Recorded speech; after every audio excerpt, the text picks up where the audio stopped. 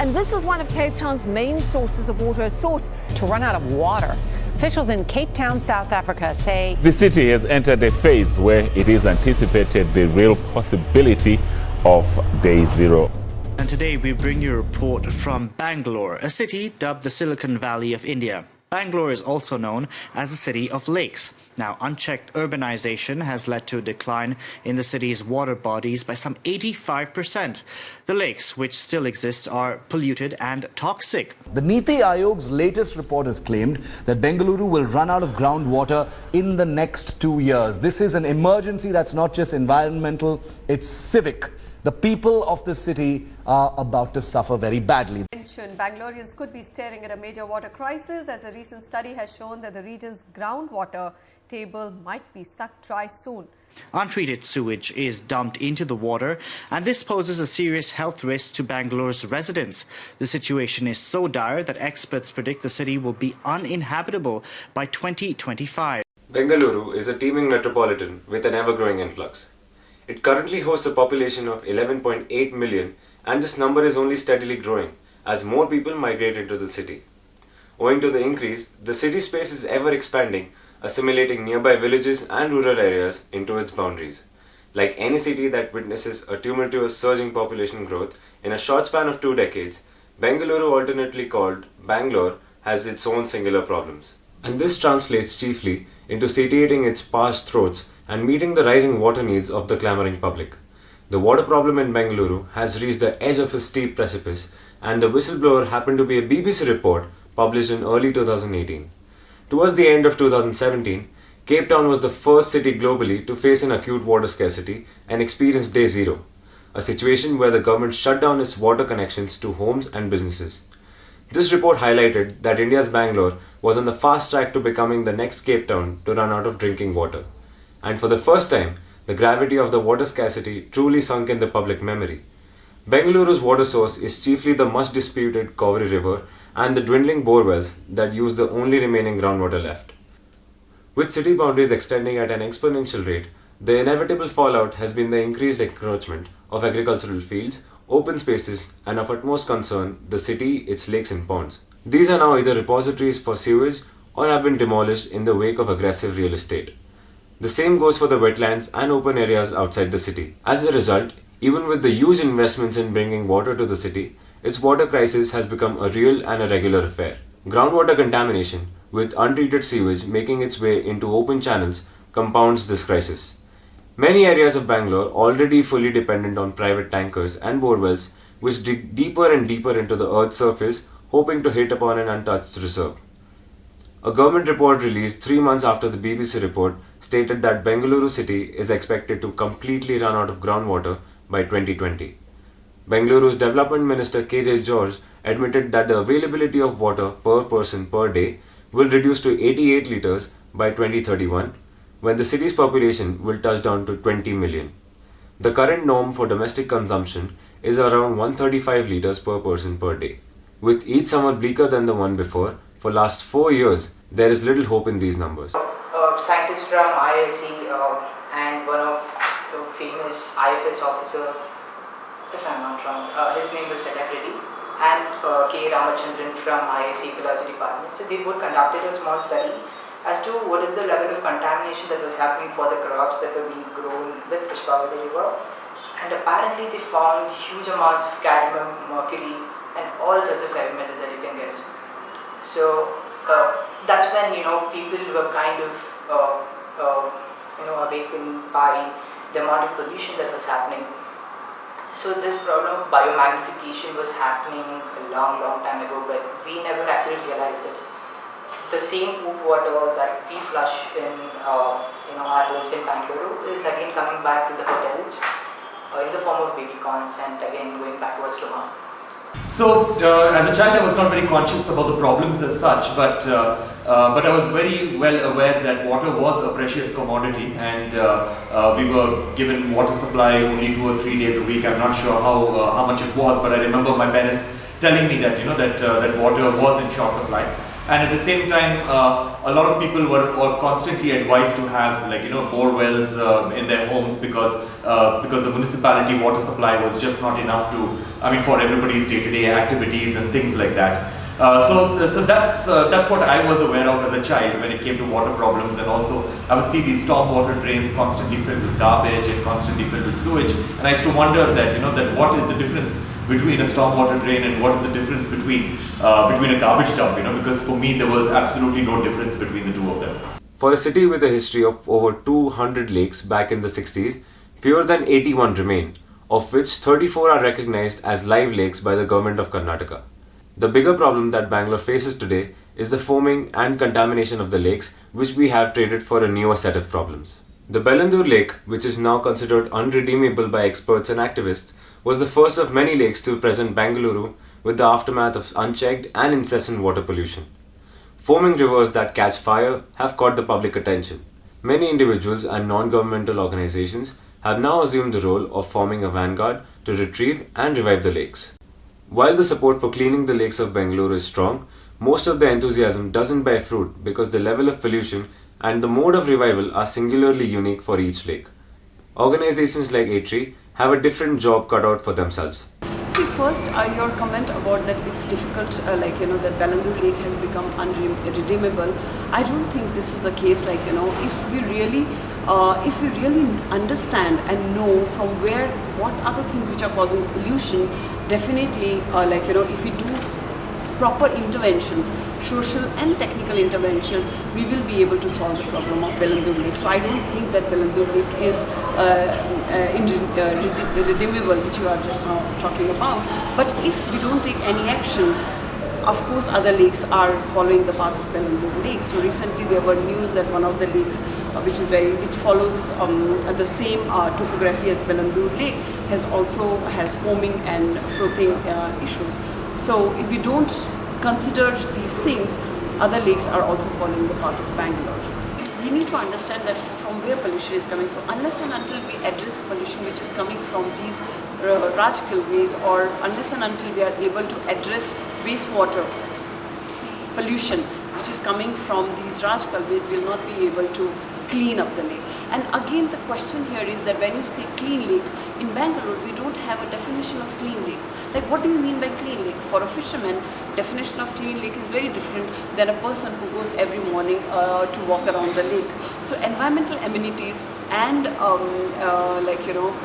fishermen definition of clean lake is very different. So even the definition of clean lake is missing. So at ATREE we are working towards that direction. So one of my PhD students' objective is to come up with this water quality index for this lake, so that we know that what do you mean by clean lake. And once we set the goal, then we can go further with the interventions, either technical or social intervention, to achieve that clean lake. So nowadays all lakes are all vanished actually. Look like a lake, but it's only tank. It's not a biodiversity thing actually.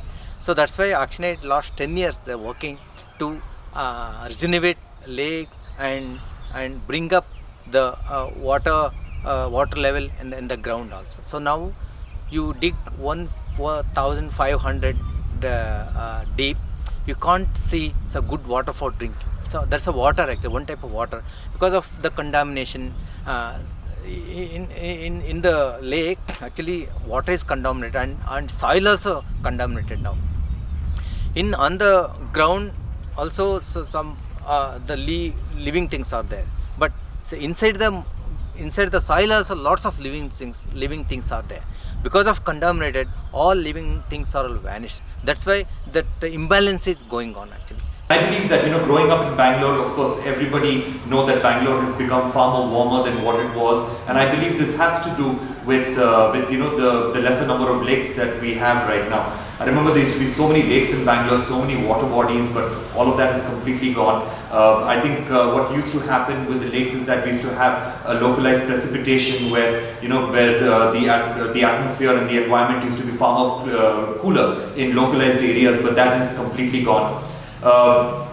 So I believe that the BBC report, even though I have not gone in depth into it, I believe the BBC report is pretty much bang on, and I think we are losing our water, and in fact the little bit of science reports that I have read clearly showcase that water is a huge concern in Bangalore, and we have to do something about it before it's too late, or probably we've already reached the tipping level, and probably it is too late, and very soon we all are going to have to leave the city and move to other cities, because I guess that is the only way to survive right now. This, however, is only a part of the problem. Bangalore's lakes, if not polluted, are drying up at a rapid pace. Previously flourishing lakes and ponds now look dark and arid with weeds and patches of water puddles. The attention is then diverted to the natural restorative capacity of the city's water bodies. Most of Bangalore's in-city lakes and ponds are fed by rainwater and groundwater, if not by parent rivers. An elaborate system of water harvesting was conceived back in the 16th century by Kempegowda, the founder of the city. He is credited to have built the earliest water tanks in the city. Historically, Rajkaluve served the purpose of collecting rainwater and recharging the water table. An effective stormwater drain layout can ensure that the amount of rainfall received by a city is appropriately channeled into the right sources. Today's Bengaluru only hosts dying Rajkaluve that are either not in use, turned into garbage dumps, or destroyed in the wake of aggressive real estate. Poor urban planning and unresearched construction activities have rendered the entire system of Rajkaluve as a relic of the past, and a select few know the importance and existence of the same. ಕನೆಕ್ಷನ್ಗಳಿತ್ತು ಆ ಕಾಲುವೆಗಳೆಲ್ಲ ಅದು ರಾಜರೇ ತಗೊಂಡ್ರು. ಅದಕ್ಕೆ ಈ ಕಾಲುವೆಗಳಿಗೆ ರಾಜ ಕಾಲುವೆ ಅಂತ ಕರೀತಾರೆ. ಯಾಕೆಂದರೆ ಅದು ರಾಜರು ಸಂಪತ್ತು ಆ ಥರ ಇಂದ ಬಂದಿರೋದು. ಅದು ಇವಾಗ ನಾವೇ ಜನರೇ ರಾಜರು ಅಂದ್ಬಿಟ್ಟು ಬೀದಿ ಹಂಪಿಗೆ ಹೋಯ್ತದ್ದು. ಅದಕ್ಕೆ ಎಲ್ಲ ಸುವೇಜ್ ಎಲ್ಲ ಬಿಟ್ಟು ಅದು ಆ ಥರ ಇವಾಗ ಸುವೇಜ್ ಕೆನಾಲ್ಗಳಾಗಿದೆ, ರಾಜ ಕಾಲುವೆ ಹೋಗಿ. ಈಗ ಒಂದು ನೀರು ತುಂಬಿದ ಒಂದು ಕೆರೆ ತುಂಬಿದ ಮೇಲೆ ಅದು ಇಲ್ಲಿ ನೀರುಗಂಟು ಬಿಡೋಕ್ಕೆ ಶುರು ಮಾಡ್ತಾನೆ.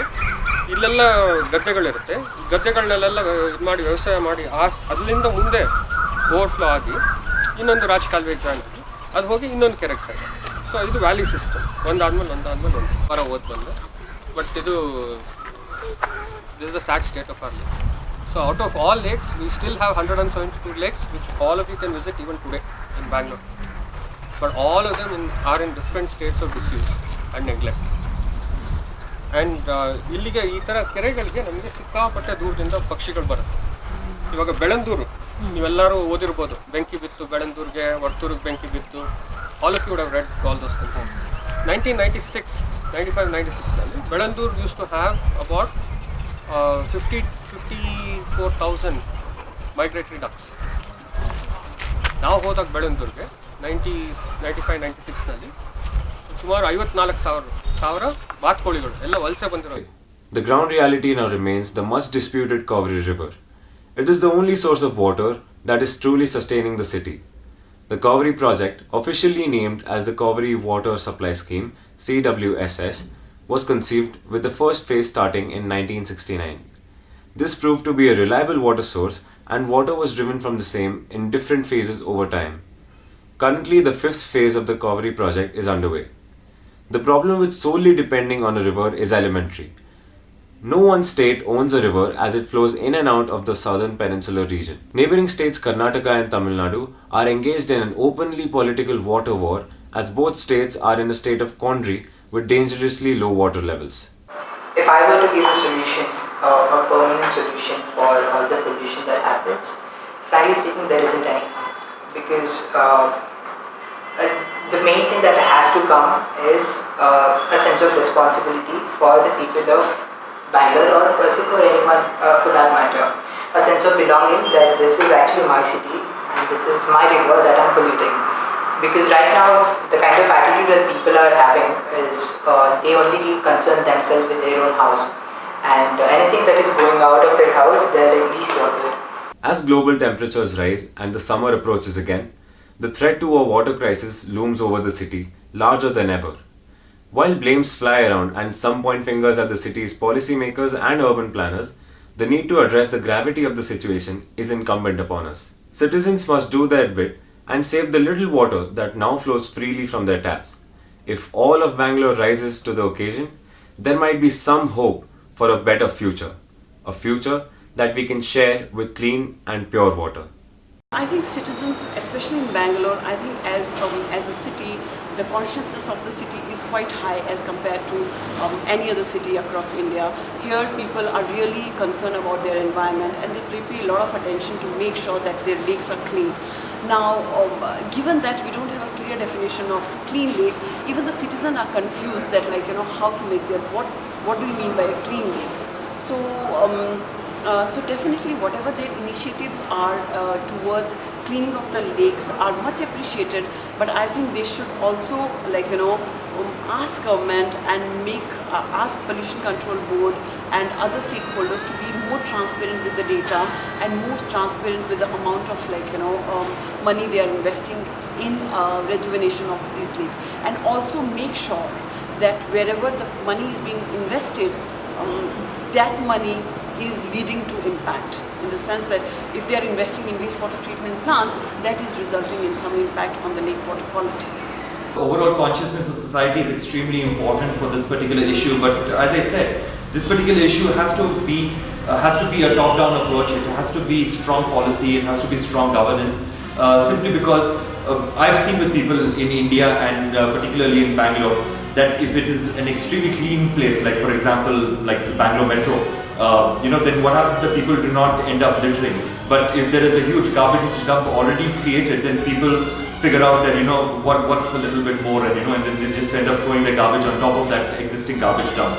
I've also seen when it comes to separating waste that especially in our area of Indiranagar, that we spend a lot of time in separating our waste and ensuring that everything is recyclable. But I've seen with my own eyes that 30 minutes after we give our garbage to the municipality, it's mixed back up again, and all of that is all the time spent on segregating our waste, or the consciousness spent on segregating or separating our waste is absolutely down the drain. Also, we've seen many times that our garbage is burnt, is openly burnt on a street or something like that, and so basically what happens is that we as a society feel extremely helpless, even if we have the consciousness and if we have the spirit to actually make a difference. So I think strong political will and strong policy is extremely important over here, because that's the only way that the corporates are going to understand, that the industry is going to understand that that they need to work within limits.